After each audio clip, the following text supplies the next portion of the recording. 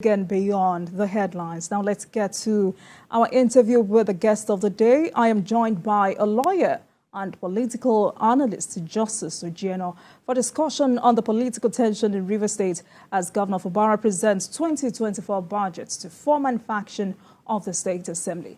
Thank you so much for joining us. It's my pleasure. Right.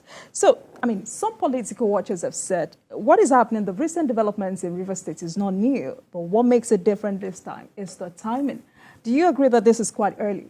I feel so too. And for me, I feel that it's actually a very, very tough one on the governor of the day to be able to maybe, for starters, maybe yank off what he feels that is overburden that's placed on him. But again, there's a lot of it that meets the eye. We as maybe external analysts may not be able to see exactly what the cause of the row is, but I know that as between the both of them, or as between everybody within the inner circle, they know exactly what the talk is. And this is the time for us to call on well-meaning elders, not just of the party, but of the state, to call all warring factions to the table and try to ensure that they are settled, because the erstwhile governor has a very, very strong and important role to play in the peace, order, and good government of Rivers State. Just as much, if not much more, than the roles that the present governor has to play. But now the toga is on the present governor. It is his primary responsibility to ensure that Rivers State does not go up in flames. So the elders should just come, bring everybody to the table. If they have to force all of them to the table, let them force all of them to the table. Because again, we must remember, when two elephants fight, it is the grass that suffers. And I feel that in this case, the grass shouldn't be made to suffer maybe the ego of maybe one of the two parties or both parties, so that at least the state shouldn't go in flames. The state is much more important than whatever both parties actually feel. Absolutely. So this tension in Rivers State now has a political and legal dimension. And now Governor Fubara has just presented the 2024 budget to a 4-member faction of the Assembly. What is the implication of this? For me, I think it's very, very absurd. And I don't see any way that the mathematics of it even makes sense. 4 of 32, there is no way. If we say, okay, we must always call it a democracy. A democracy is always the rule of the majority. But when 4 out of 32, which represents almost about 8%, I feel that 8 or 12%, I think that is a very, very tall order. And I feel that as much as possible, maybe more people, more legislators should be brought into the fray. If they have to be settled, if they have to be appealed to, the ones that decamp, they should be made to come back in order to be able to pass the law. Because we must always remember that the budget, as it is a law.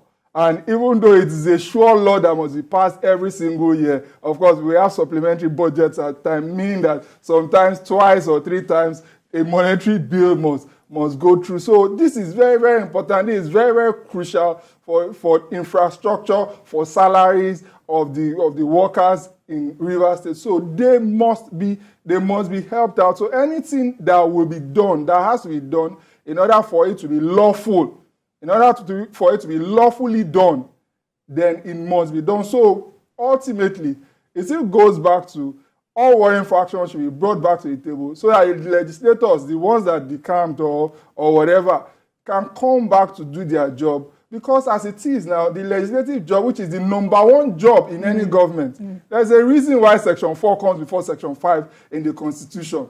There's a reason why Chapter 5 comes before Chapter 6 in the Constitution, meaning that the job of the legislature is much more important than even that of the executive, because laws have to be made before they are executed. So the appropriation bill that has been pushed in Rivers State is much more important than whatever ego that is being brought to bear by all the actors involved. Mr. Justice, kindly let me put you on hold while I introduce my second guest. Joining us via Zoom is Mr. Kenny Okolugbo, Public Affairs Analyst. Mr. Kenny, thank you so much for joining us this evening. What do you make of this tension in Rivers State? The governor has just presented the 2024 budget to a four-member faction of the Assembly. Well, I think this kind of actions will make us look very, very funny in the Committee of Nations. Two things you must look at Rivers State. Rivers State has always been in the eye of the storm. The House of Assembly was burnt down. It was bombed and it was taken down. Now, in law, there must be an intention for you to commit a crime. Now, you ask yourself, who was going to benefit if the House of Assembly was going to be burnt? It was certainly going to be the majority leader of the House who was apprehensive that he was going to be removed from his position. And then again, there was the insinuation that the governor was going to be impeached. Yes, Fubara is the executive governor of Rivers State, and Wike is the minister of FCT. Now, this same Wike that is overbearing was the one that made you governor. This same Wike that you cannot stand his domineering influence is the same person that you worked with for 8 years.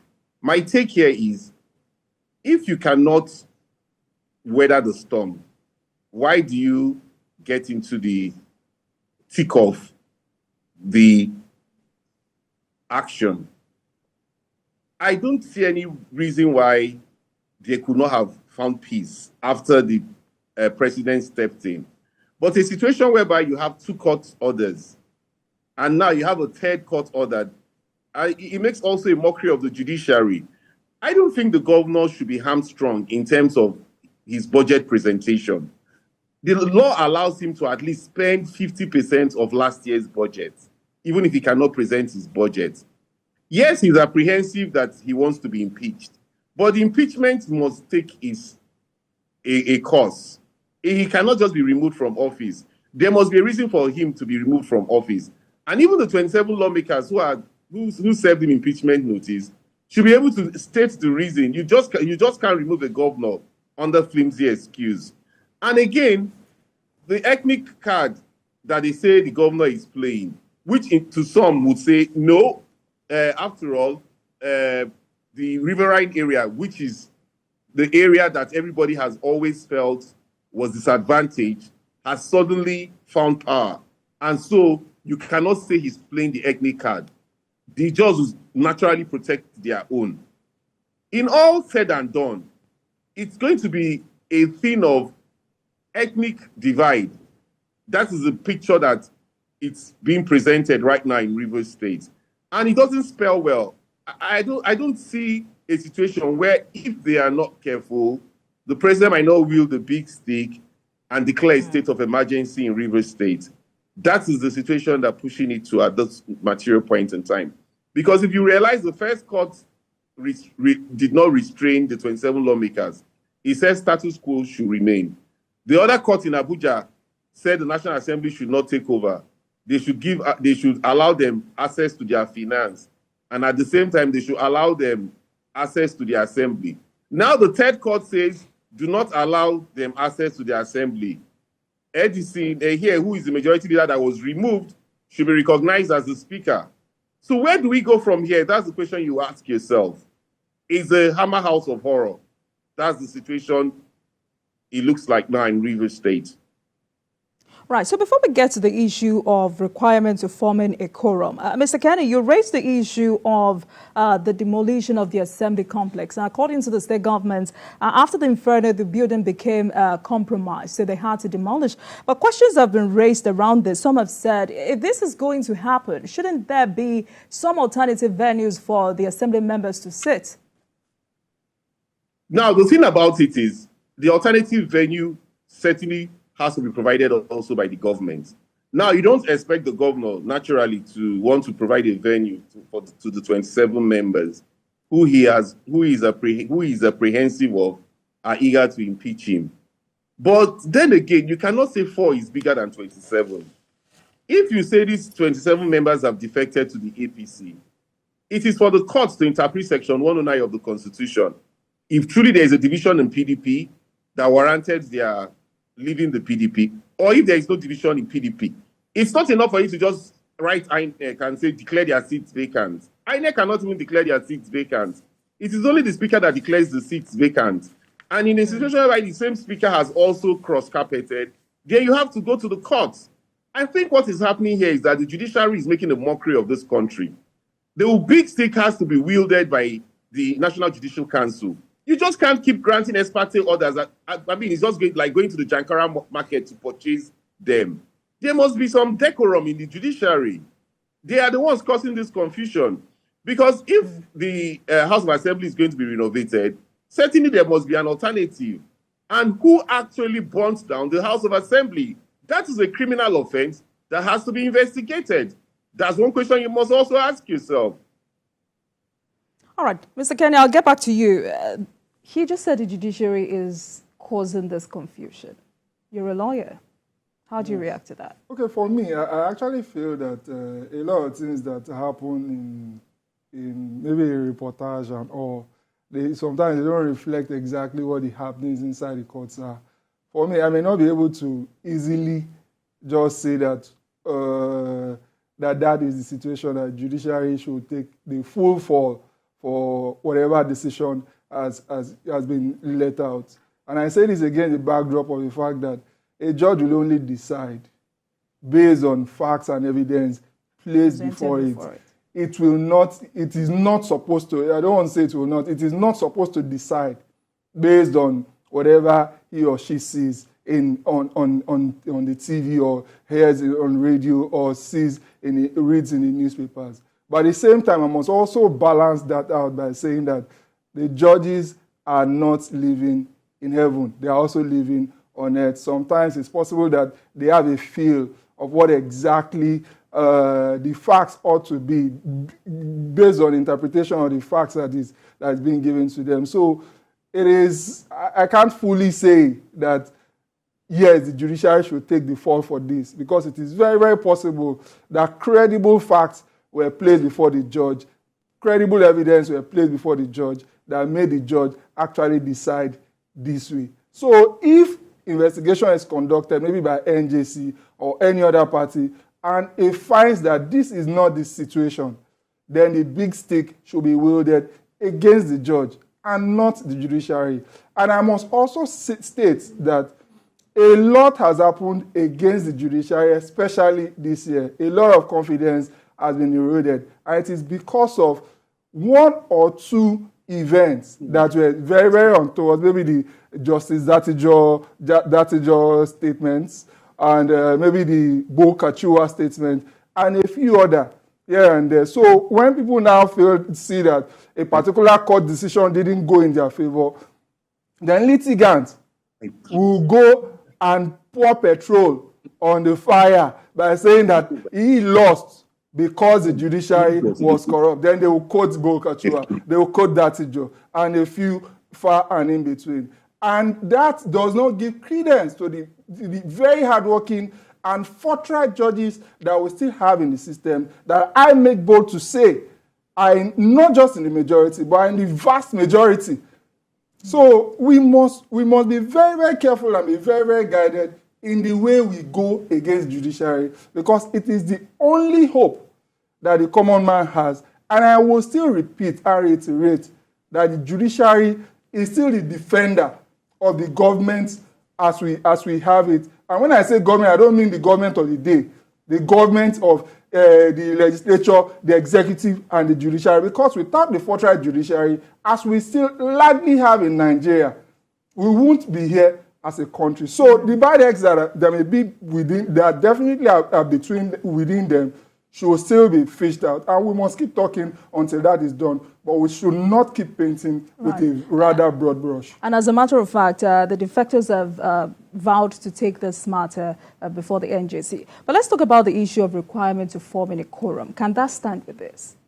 I find that to be very, very difficult. I can't even say yes to this. I can't say yes because, of course, 4 out of 32 or out of 31 is too absurd. There is nowhere on the face of God's green earth that will be counted as a majority to be able to take cataclysmic decisions that will affect the destiny, lives and destiny of the people of Rivers State. All right, Mr. Kenny, let me come to you. How justified is the decision of the 27 lawmakers to defect from the PDP to APC? How justified?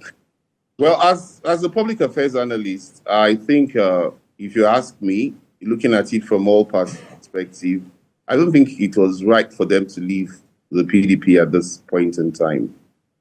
Even if they were going to leave, they should have left at the time after the House maybe had been stabilized. They gave their excuses. They had 2 court cases. They presented one from the former secretary, or rather the secretary of the party, Sam Dadi, who contested for the Imo State Imo State governorship election. And they also talked about the other, is it Ojienoh, who is also contesting the position of secretaryship of the party. It is for the court to determine if there is really a division of the PDP. But the truth still remains that 27 is greater than 4.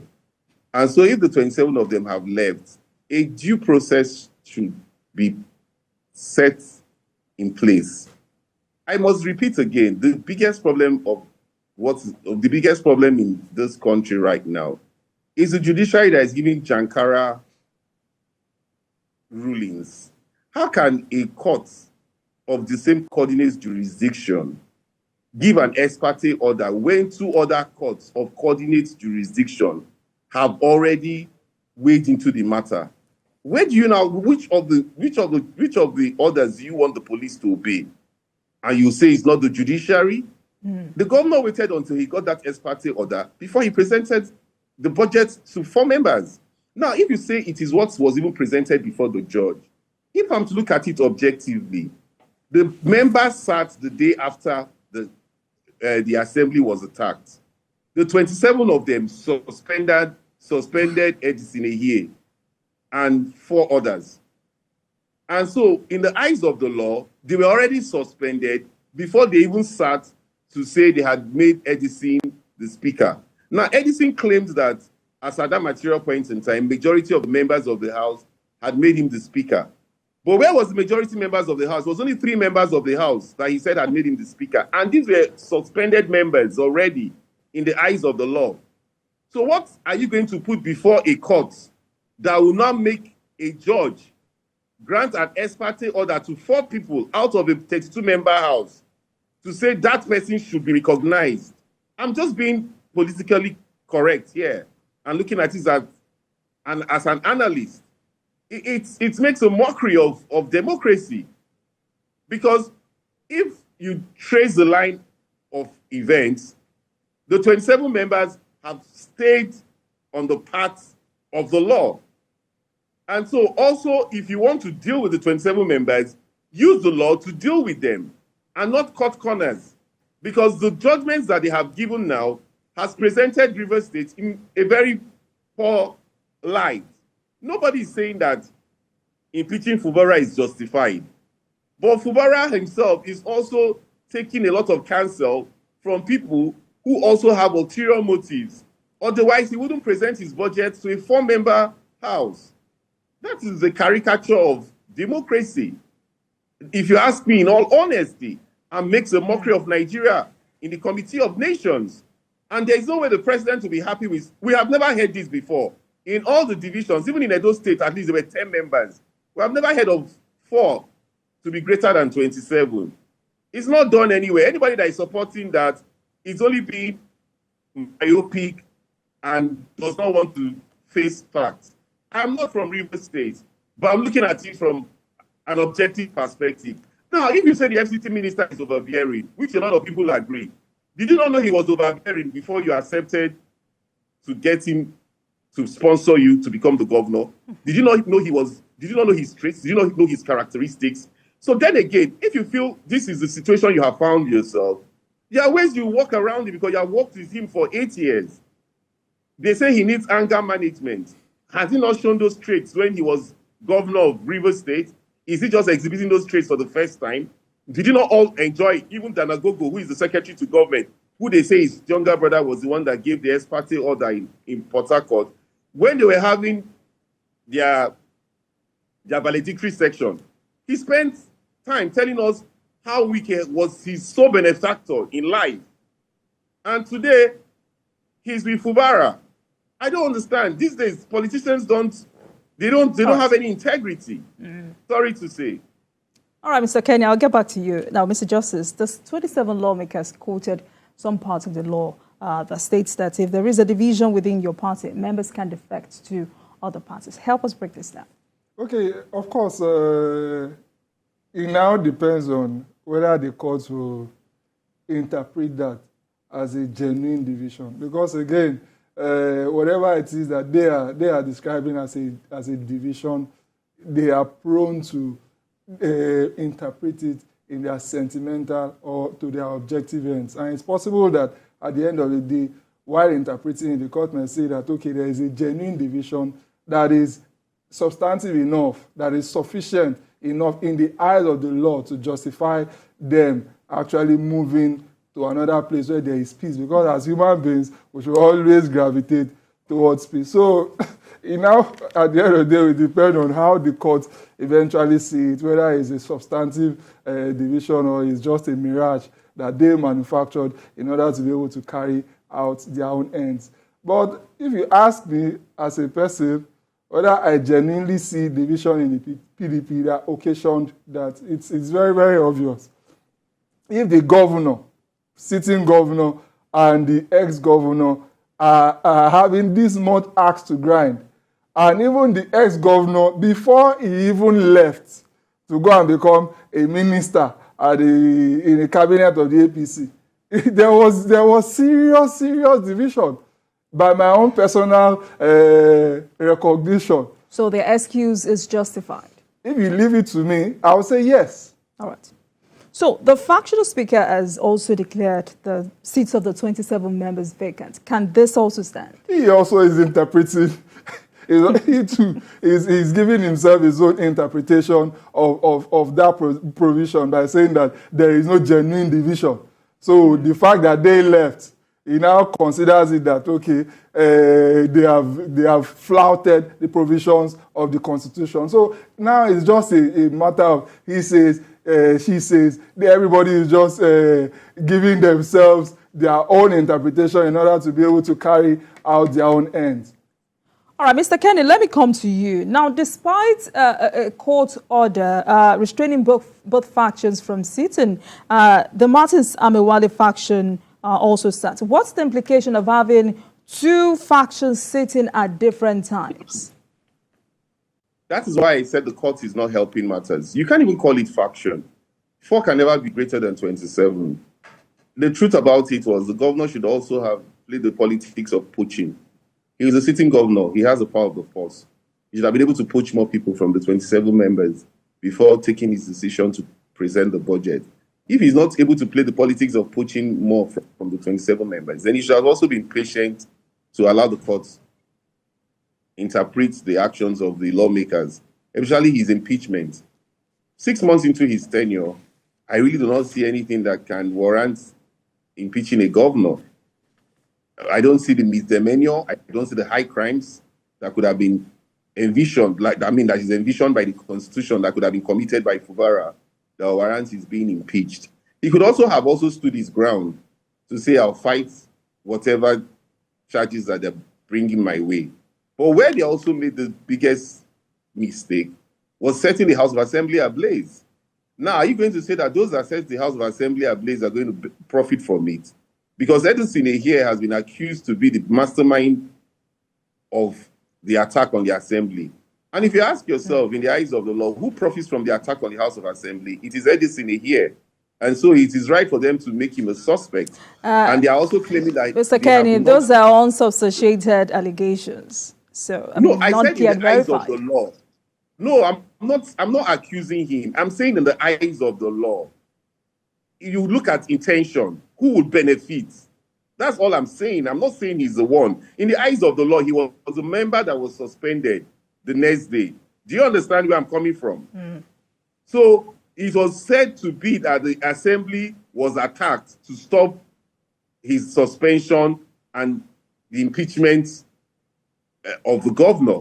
And true to it, exactly that happened the next day. The members did exactly what was they rumored to say they were going to do. So I haven't laid the blame on anybody, but I'm just trying to say that they must also investigate to punish whoever has done that, because the taxpayers' money for Rivers State is going to be used to build back that edifice. And that's a whole lot of money, if you ask me, my own opinion. And that could have been used for other, I mean, you can imagine how much has gone down the drain with this fight. Right. That I think is unnecessary. Right. So some constituents from some local government areas say they have commenced a process to recall some lawmakers in the State Assembly. What do you make of this? Well, we have seen that it's been almost impossible for you to recall any member of any of the either the State Assembly, the National Assembly, or even the Senate. Remember when they tried to recall Dino Melaye? They have tried so many times. That one they put in so much effort. To recall a member, you must be able to raise signatures. It's a very expensive process. I think they just also want to send a signal to those members that we are not happy with what you're doing. But I don't think they will succeed with that recall process, if you ask me, in my own opinion. Right, Mr. Kenny, I'll get back to you. Now, let me ask you, Mr. Justice, what's the implication of having two factions sitting at different times? Okay, for me, I think that eventually the court will now have to choose who exactly is the legitimate faction. And this is not the first time we are seeing factional politics, but it is very, very dangerous. We saw factional politics when political parties, for example, PDP, this faction for PDP, that faction for PDP, they take acts. And after they take acts and actions, eventually the court will say, okay, there is this faction that is actually genuine. And all the actions carried out by the faction before the court decision, the court actually continues the legitimization of it because it has been legitimate from the beginning. So if that's also, by that same token, if that's what happens to this assembly, whatever decision this faction takes, whatever decision that faction takes, it will now be the decision of the court eventually as to which faction was even genuine from the beginning, and all the actions that they have taken. It will not necessarily be rectified or ratified, but it will actually be considered genuine from its beginning, from what we call Fonset origin. All right, gentlemen.